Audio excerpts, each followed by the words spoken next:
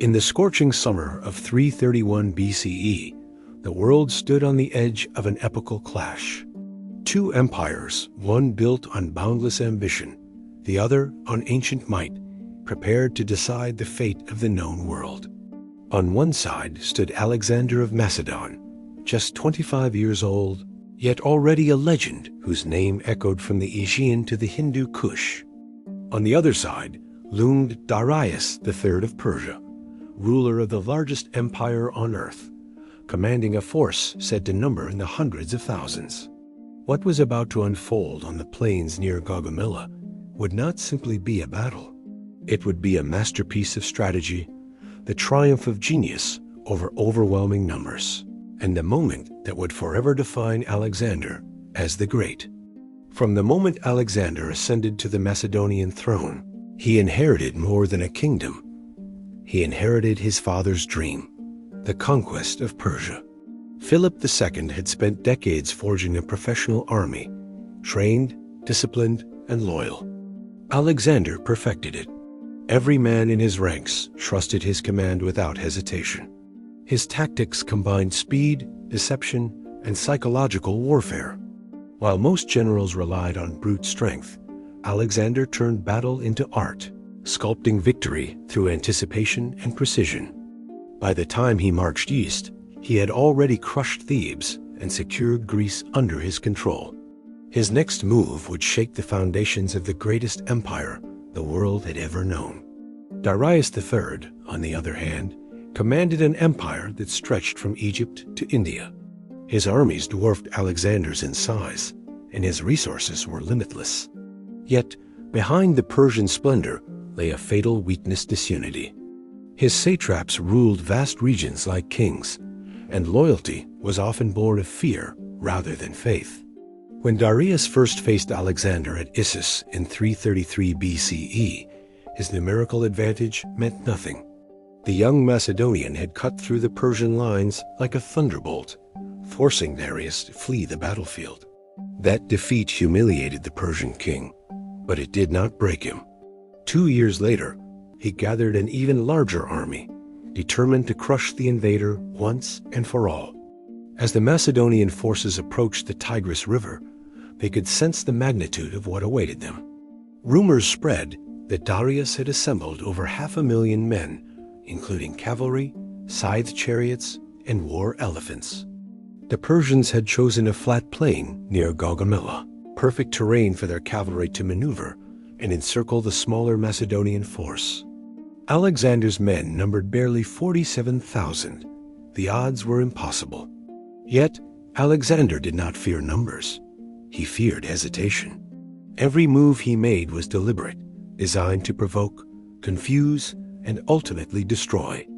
Before the battle, Darius ordered the field to be leveled and cleared of obstacles to give his chariots maximum impact. He believed this would guarantee victory. But Alexander, studying the terrain, saw an opportunity hidden within Darius's own preparation. He knew that flat ground meant predictable movement, and predictable movement was something he could exploit. As his troops camped nearby, Alexander spent the night inspecting the field himself, accompanied only by his officers. His calm demeanor inspired confidence. He understood that panic could destroy even the strongest army, while clarity could make even the smallest one invincible. When dawn broke over Gaugamela, the sight was overwhelming. The Persian army stretched across the horizon, a sea of men and horses shimmering under the desert sun. Drums thundered, banners fluttered, and chariots lined up in gleaming rows, their blades ready to tear through flesh and armor alike. In contrast, the Macedonian formation appeared small but perfectly ordered. Each phalanx, each cavalry unit, each companion rider stood ready, knowing exactly what their commander expected. Alexander rode before them, his polished helmet catching the sunlight, his expression calm yet fierce. He reminded his men that courage, not numbers, decides the outcome of battle. Then, with the piercing sound of trumpets, the Battle of Gaugamela began. Darius sent his chariots charging forward, their scythed wheels slicing through the air. Dust rose like a storm as they thundered toward the Macedonian lines.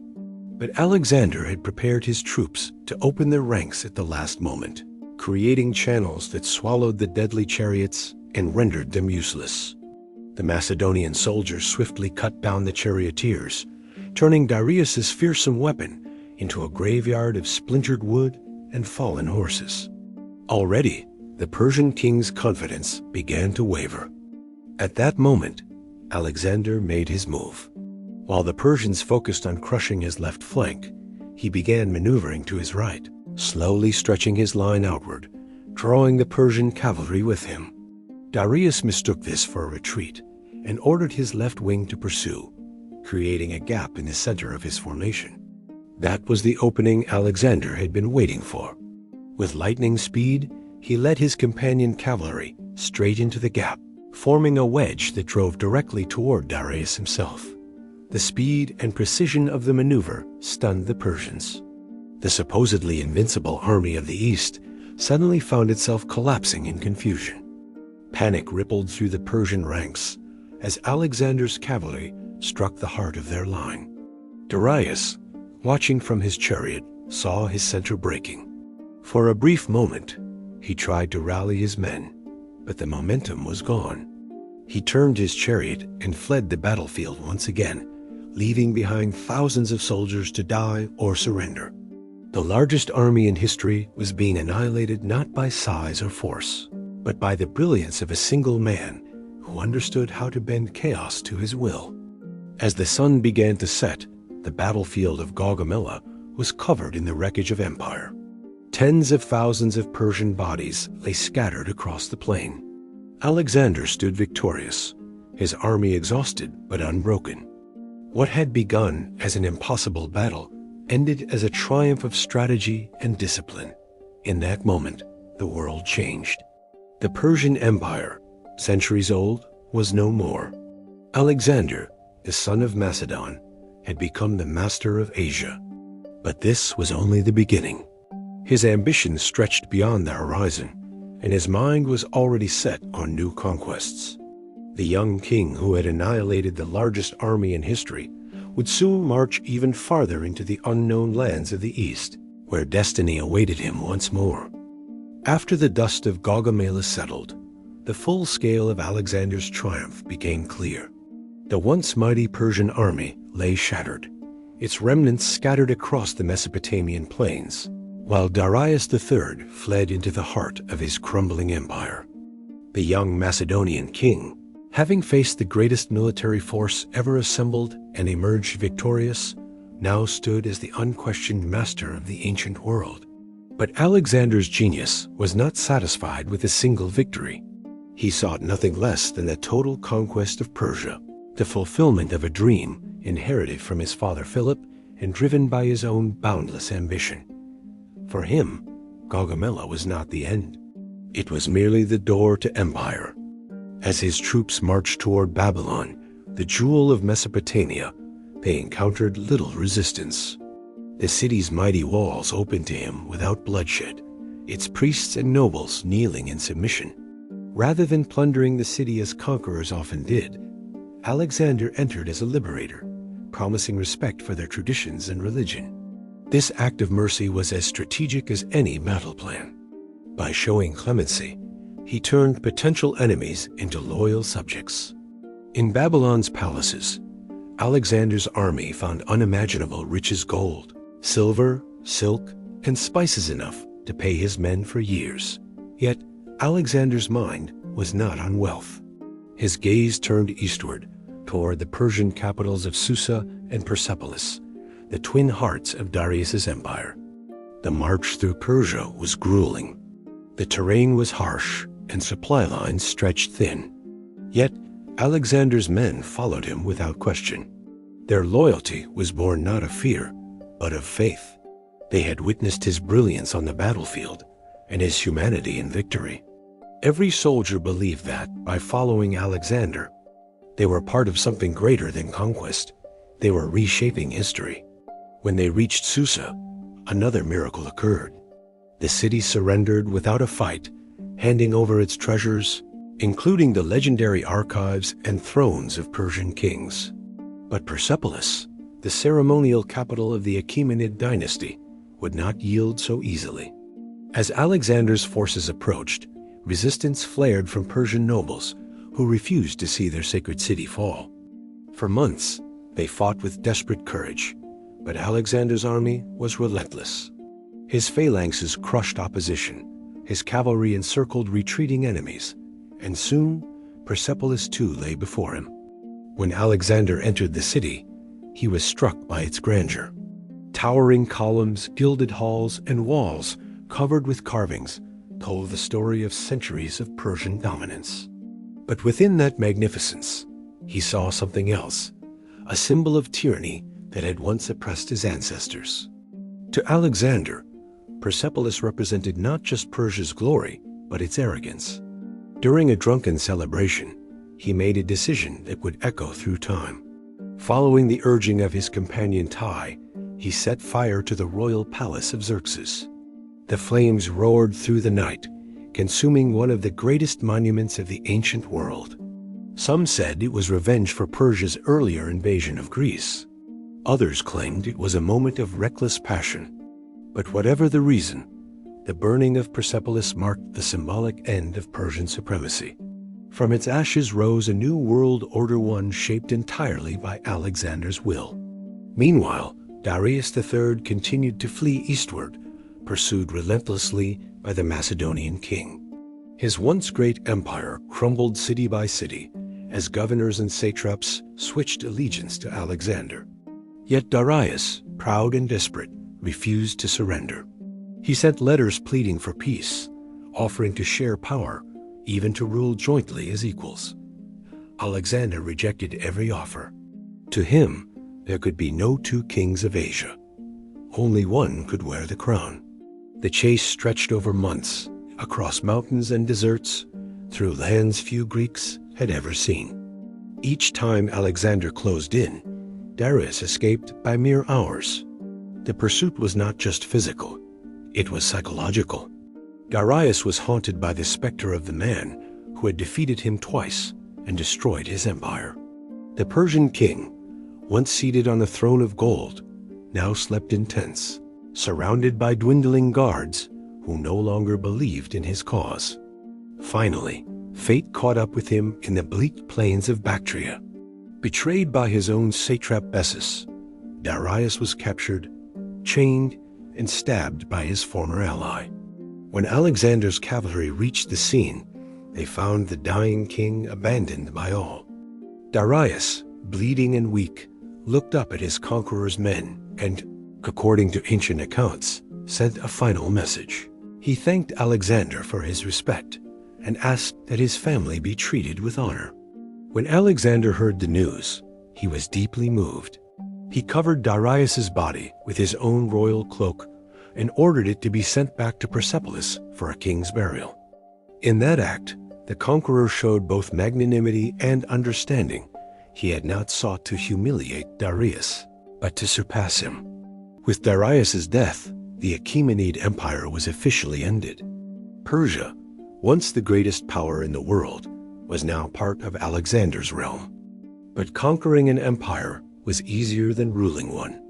As Alexander moved deeper into Asia, he began to face a new kind of challenge, not on the battlefield, but within his own ranks. His men, weary from years of war, longed for home, while Alexander grew increasingly fascinated by the customs of the Persians. He began adopting elements of Persian dress, court rituals, and even demanded that his officers bow before him, as the Persians had bowed before their kings. To many Macedonians, this was blasphemy, a betrayal of their heritage. Yet Alexander believed that to rule Asia, he must become part of it. He sought to blend East and West into one united empire. His vision was far greater than simple conquest. It was to create a new civilization that transcended boundaries and nations. As the years passed, that dream carried him farther than any man had gone before. He crossed mountains that scraped the heavens, rivers that seemed endless, and deserts that swallowed men whole.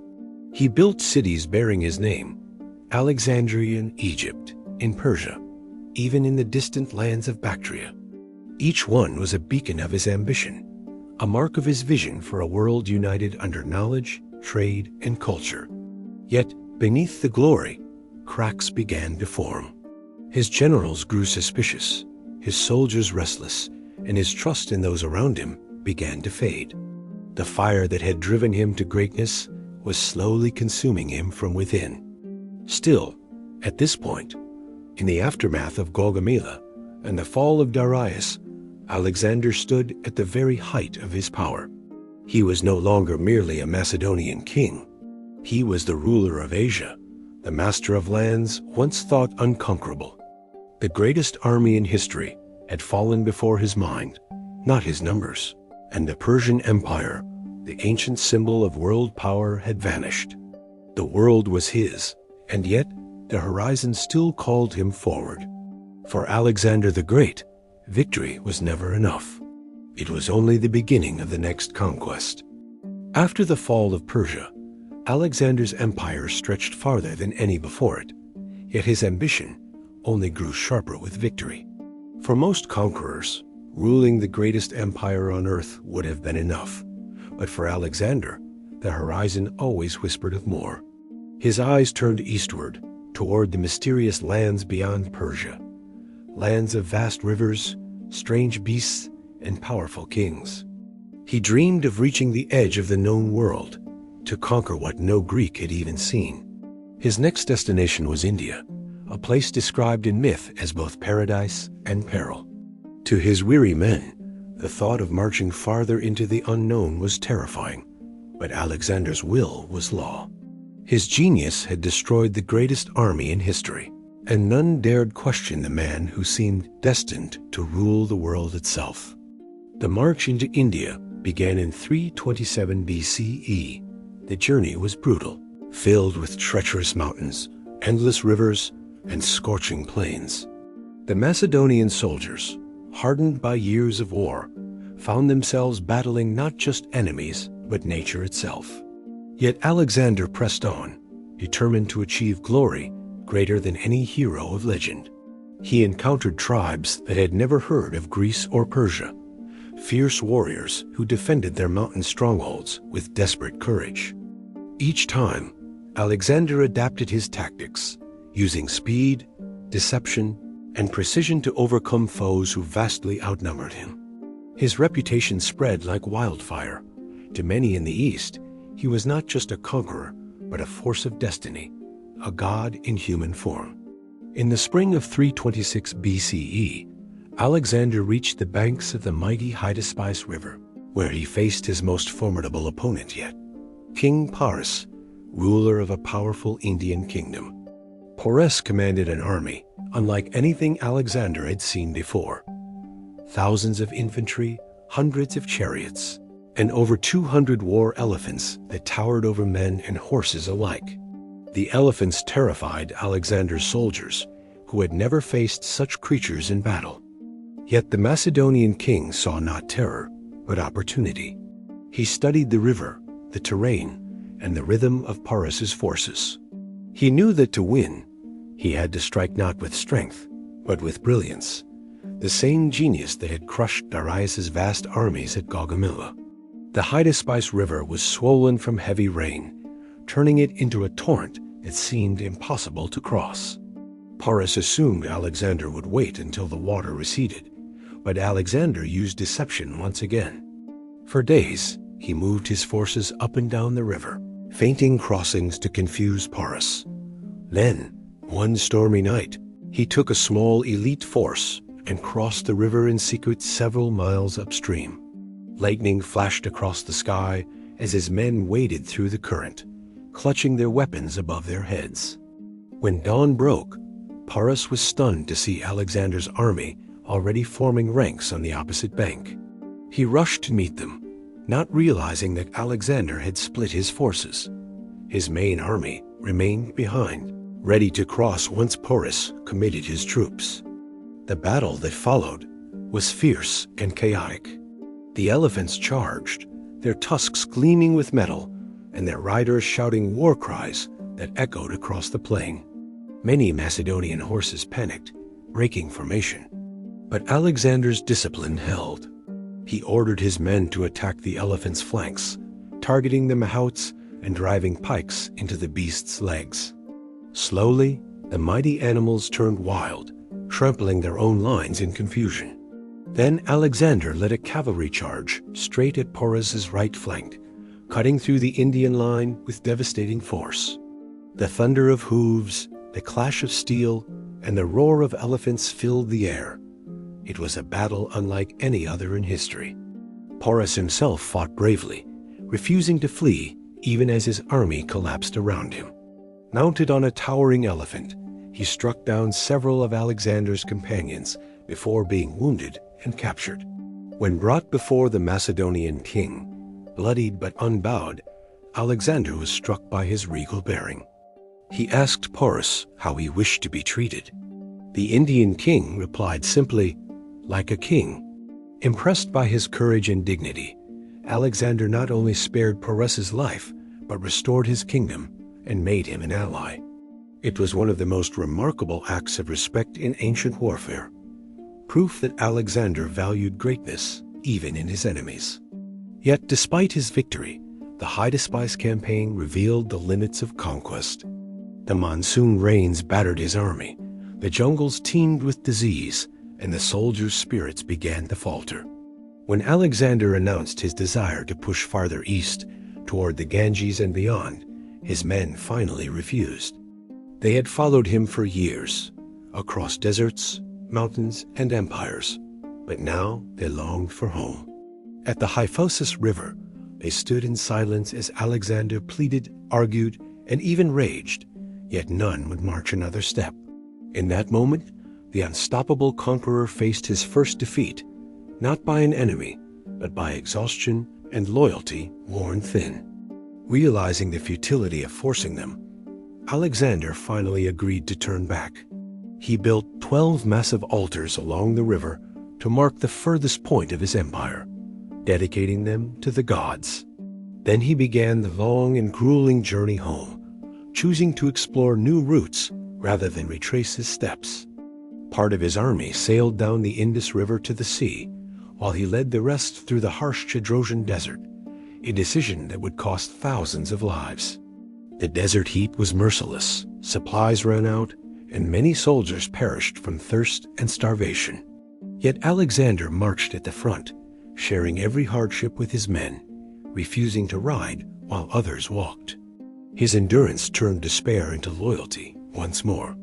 When he finally reached Persia again, his army was a shadow of what it once was, but their loyalty had become unbreakable. Alexander began reorganizing his vast empire, blending Greek and Eastern cultures, encouraging marriages between his officers and Persian noblewomen, and training new generations of soldiers who would serve under a united banner. He envisioned a world without borders, where East and West would merge into one civilization. To many, it was an impossible dream, but to Alexander, it was the culmination of his destiny. Yet destiny has its limits, even for gods and kings. In 323 BCE, while in Babylon, Alexander fell ill after a banquet.